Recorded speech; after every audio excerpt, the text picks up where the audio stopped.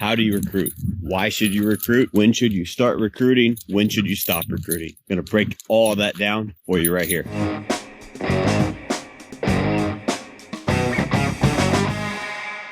Let's start with, how do you recruit? First and foremost, let me make it simple for you. A lot of people struggle with the word recruiting, or how do you recruit? How do you grow a team? How do you get agents interested in what you have to offer? First and foremost, if you're in the process of building a team, you need to make sure that you have proved your concept. You have walked the path and shown that you can be successful. And then you add additions to your team that will help you continue to grow and evolve. Don't just grow a team or recruit people because it's the hype thing to do, right? Make sure you're doing it because you truly want to grow. You truly want to help people, give clients better service, etc. So how do you recruit? Most people overcomplicate it. The easiest way to recruit is treat it like a business. Sounds simple, right? We all run real estate businesses. So what do you do in your real estate business? You generate a lead, you nurture the lead, you provide value, you share your value propositions, what you have to offer. Why should they buy or sell real estate? Why should they buy or sell with you? You have a process for that, right? Why don't we have a process for that for recruiting? It's the same exact thing. We get in our own way. We overcomplicate it. Well, we don't know what to say. We don't know where to find these people. Number one, start by providing value. How can you become valuable to real estate agents? Meet them where they are. What's relevant in the current market? What are you doing that's working? What are some tips and tricks that you're seeing in your team, in your business that is working for you?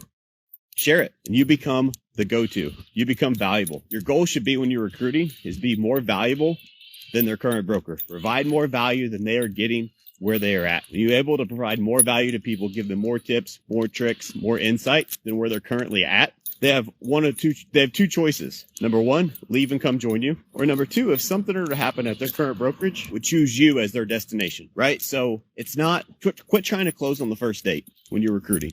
It doesn't work that way. You have to provide value. You have to play the long game. You have to deposit into that relationship. But let me talk about, that's the how. Why should you recruit? You should recruit because you need to help people, right? A lot of people get a bad taste in their mouth with the word recruiting. They think, well, I'm not going to recruit because my culture's great. I hope your culture's great. It should be. But is your culture perfect? Or can that culture get better? So recruit to a subculture. Recruit to improve what you already have that is great, because we can always be better. Bring people in strategically. Bring people in that are going to provide value to your organization, to your community, to your clients. That's why you should recruit. And you can't do great things without great people. So what are you doing to bring in more great people in your organization? It should be a focus that you are doing every single day. And then when should you start? Start yesterday. You always need to be looking for great people. Well, when should you stop? You should never stop recruiting. Take it from me. We grew very, very quickly. We brought on, we had 20 agents beginning of the year. We brought on 22 agents, over doubled in a 30-day period. And we put the pause button on recruiting. Well, we didn't want to grow too fast. And that did nothing but bad things to our organization, to our agents, to our clients, because we need to focus on continuing bringing more people in that have the right mindset, that can motivate, inspire, and push people to be better, serve clients at a higher level. So don't make the same mistake I did. Don't stop recruiting ever. Don't get me wrong. Not everybody, depends on your model, right? But not everybody wants a body shop. You don't want somebody that's breathing, that just has a license. You want to bring in the right people. But the people that say, I don't want to recruit because my culture's great, I don't want to interrupt my culture, I want you to seriously do a deep dive. Tell me all the things that are wrong with your culture. What are things you wish could be better, could be improved? Because it's never perfect. You know how you fix that? Recruiting fixes that. Well, Matt, how does recruiting fix that? Well, recruiting fixes your culture, where you want it to improve, because you recruit strategically. You bring on the right people that have the strengths where you are weak, and you bring them on in such a way where you let them know, I'm bringing you in to our environment so that you can help us get better in this area and this area. Can I count on you to do that? And now they lead by example in your organization, whether it's you want to get more prospecting done, you want to encourage some new initiative you're running, whatever it may be. Bring people in strategically to help more people and continue to grow. A big thing that I also hear with recruiting is, I don't know what to say. You don't know what to say when you're recruiting because you're trying to feature dump. You're trying to close them on the first date. You need to build a relationship and provide value over time. Will there be people that are ready to move right away? Sure. But let's put this in perspective. I said recruiting is just like buyer and seller business. But how many of us try to close the buyer or seller the very first time? The first time we talk to them, they're ready to buy or sell a house right now. It's very, very rare that happens. So why do we have the false expectations that recruiting is going to be any different? You have to play the long game, provide value over time. So build your processes around that. One of the ways you can do that, video content about a tip or a trick that's working. Top 3 ways we're getting through the interest rate hike. Whatever sales meeting that you just hosted with your team. What are some of the takeaways? Some of the role play lessons you learned. Share that with everyone. Create a brand and share content that works. Provide so much value that they are searching for your content. When they search for your content because you provide more value than their current broker, what's going to happen when that broker makes them mad? What's going to happen when they realize that they could get more value at your company, right? They're going to eventually come because they see the value in it, but you have to allow that time to happen. You have to allow them to realize that it's a good move for them versus you thinking you're such a good salesperson and your company's so much better. You can close them on the first deal or on the first time you meet. Maybe some of you are, but that's unrealistic expectations to do for the first time. Think about what a real estate agent has to go through when they move over. They have to transfer their license. They have to do something with the current pendings or listings, because if you're recruiting them, I would assume you'd want somebody that has some business, right? Think about the time that you made a transition in your career. Was it easy? Answer is no, it never is. Sure, you may have the better solution for them, but is the solution big enough that they can overcome that pain of the move? That's where that value consistently depositing over time comes into play. So make sure you're providing that value. Also, make sure that you are instilling culture and values into the people you're bringing into your organization. So we talk a lot about recruiting. You see all kinds of stuff about recruiting everywhere. But I think big hole, a lot of people miss. What are you doing to recruit your current agents, your current employees, your current team members? Because those should be treated just like recruits, actually better, because they're already with you. What are you doing to recruit the people that are already in your organization? Are you providing more value to them than somebody else? Are you treating them way better? Are you giving them more opportunity, providing them more value?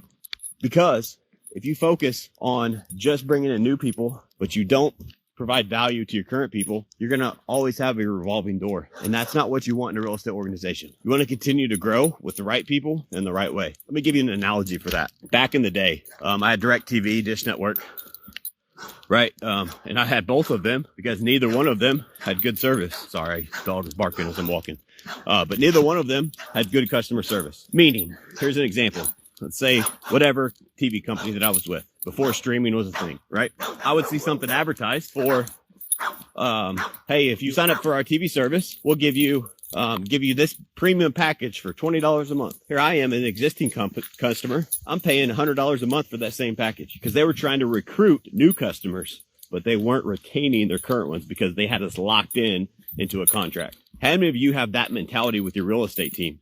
Well, they're locked into my contract. Or how many of them are treating all of them like a brand new customer every single day? You want to talk about how you really grow and recruit? Treat your current agents like a brand new agent every single day to your team. Show them how much you care about them. You know where most of those 22 recruits came from my team in 30 days? My agents brought them into the organization. Why would they bring in their competition, Matt? Because they understand the value and how much better we can do together. And they understand the importance of bringing good people into our organization, deposit into our culture, that contribute to our environment. It's so, so important.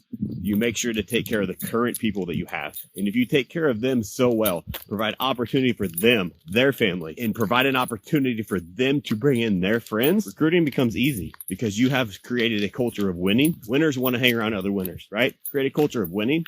Create a culture of family, of community, and they will help you grow your organization the right way. So we have a saying on our team, culture over sales. It's not something we say, it's something we do. And just because you're a top producer on our team, if you don't contribute to the culture, it doesn't matter. You're not going to be on our team much longer because you have to contribute to our culture.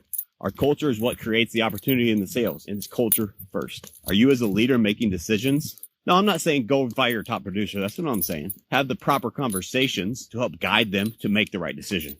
But ultimately, if they are not contributing to your culture, your environment, then it's not going to help your team get where you want to go long term. And you're doing the rest of the agents on your team a huge disservice by keeping that person around if they're not contributing. The easiest, again, let me summarize this. The easiest way to recruit, take care of your current agents, take care of your current team, provide so much value that they can't help but brag about it to their friends, to where their friends want to join.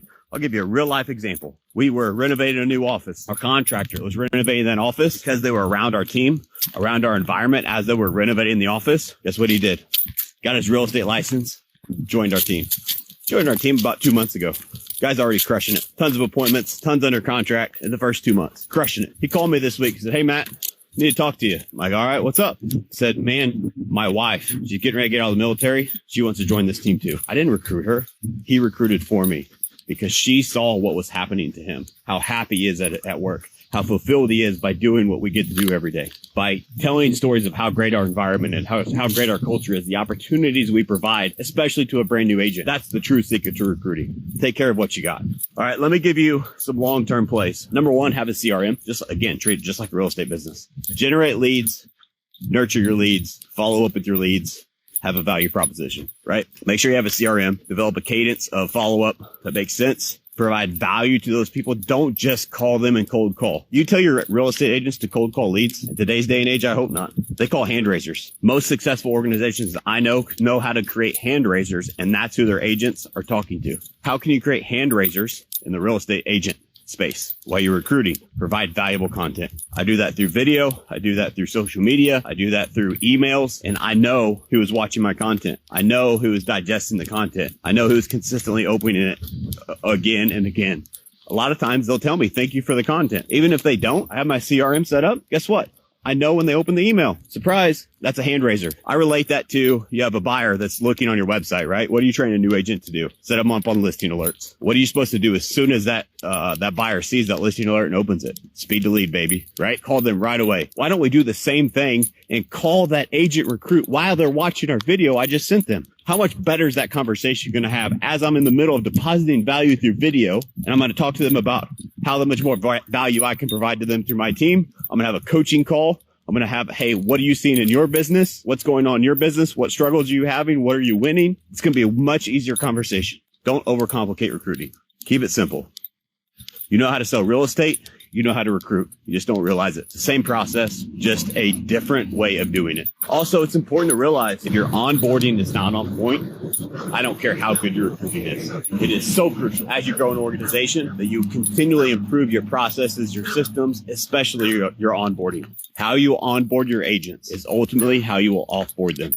What do I mean by that? Nobody's onboarding is perfect. Ours is far from it.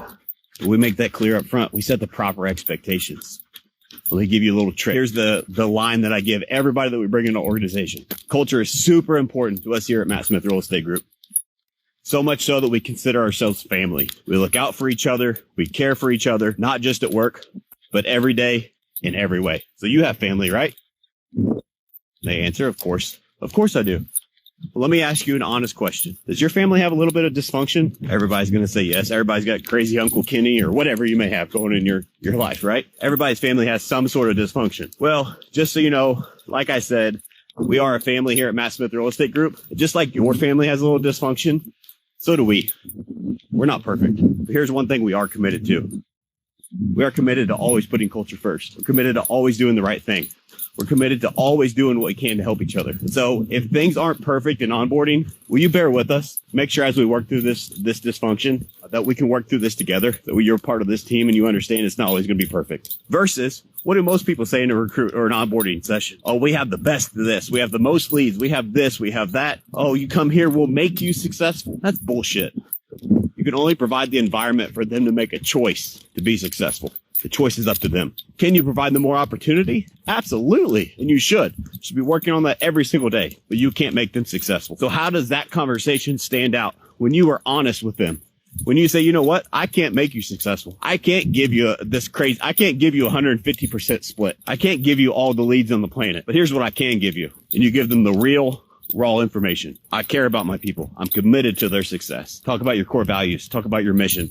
Talk about other agent success stories on your team. Quit doing the features and benefits dump. Make sure that you're providing them that value. Make sure you're setting up those proper expectations. Because what's going to happen if they onboard day 5, the training went sideways, somebody got sick, something happened, they didn't get the lead they thought they should get, they're going to be pissed off immediately. Set the under promise, over deliver. Set the proper expectations. You should always be recruiting. So crucial to your business. Don't overthink it. Don't do a features and benefits dump. Play it slow. Develop a cadence and a system and a process around it. That way you're only calling and following up with hand raisers. And when you have the first conversation, I forgot to mention this. When you have the first conversation, don't talk to them about your features and benefits. Here's the line I use. You know what, Joe? I've always looked up to you and respected you. in this real estate business. Only say if it's true, right? I really watched you from afar. You made a great name for yourself. Appreciate you taking the time to talk to me today. I'll make this quick. Here's what I would like to do. There's a lot of changes going on in this real estate market right now. And I really like collaborating with like-minded people that are doing big things to see how we can work through this together. I feel like as an industry, we need to pull together in times like this. Would you agree? Any good person that you want to recruit is not going to say no, right? Then you say, okay, Joe, I appreciate that. Here's what I'd like to do. I'll meet you tomorrow, 10 a.m. for coffee. They'll give you some objection. They can't do it, whatever. You do coffee because it's quick in and out. However the objection goes, you say, Joe, look, I understand. I just want you to know I'm not the normal person that is calling you. I would love to have you on my team because they're probably going to think, hey, it's a recruiting call, right? And that's what the objection is going to be tied around. So here's what you say. I'm going to make you a few promises. Number one, I won't talk about my business. Number two, I won't try to recruit you. I promise you I won't do that. Joe, what I really want to meet with you and have coffee, I want to talk about the only thing that's important, and that's you and your business and how I can help you. So how does 10 a.m. to work tomorrow? And then uphold those promises, right? Provide value, deposit. Once you get in the door, once you can actually connect with that individual, if they're the right person, eventually they will come join you because nobody else is doing it that way. Everybody else is selling, well, we have the best split. We have these leads. We have that. Guys, splits and leads change all the time. If you bring them on because you have the best splits, guess what they're going to leave you for? A better split. What is it that you truly have that you can provide that's above and beyond what anybody else can provide? You need to think about that. That's your value. Whether it's your coaching, your training, your culture, your reputation, the leads, maybe the split. Combination of those, right? It's not just one thing. Make sure you deliver that as a package deal and ultimately deliver them the value where they can't help but join you because of the value you have deposited into them and their life. And that's how you recruit.